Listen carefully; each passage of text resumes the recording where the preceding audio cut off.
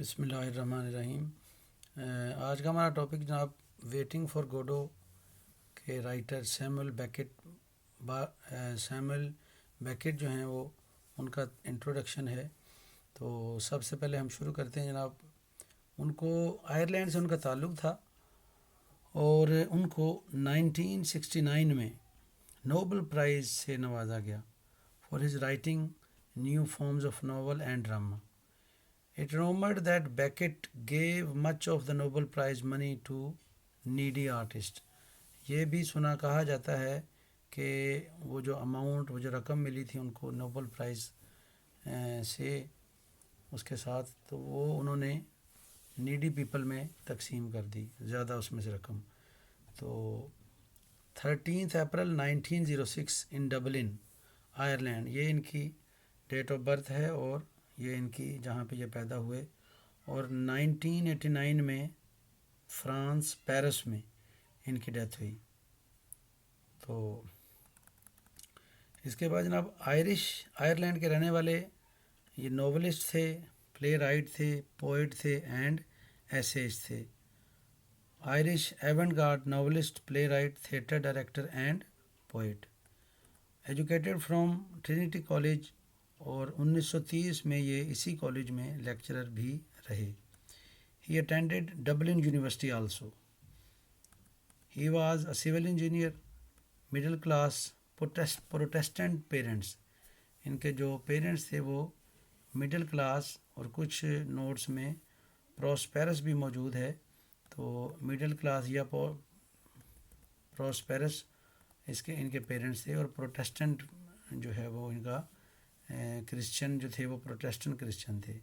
اس کے بعد he is one of the great names of absurd theatre with Eugene Ionesco. Eugene Ionesco کے ساتھ ان کا نام جو ہے وہ ایبزرڈ تھیٹر کے ساتھ کاؤنٹ کیا جاتا ہے، کنسیڈر کیا جاتا ہے۔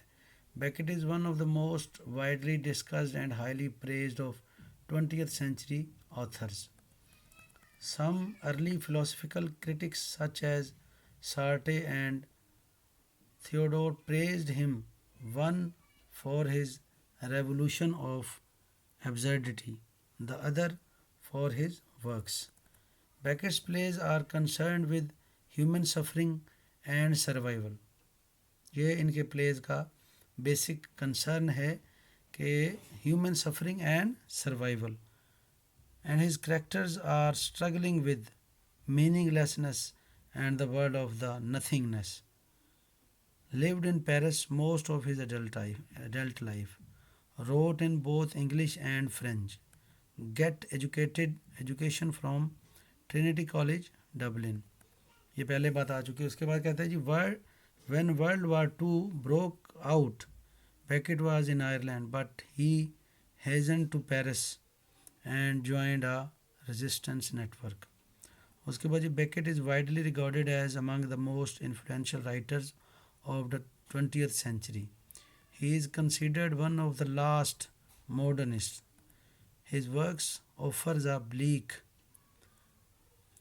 money روکھا tragic comic outlook on human nature, often coupled with black comedy and gallows humor۔ He is one of the key writers in what Martin Esslin called theatre of the absurd۔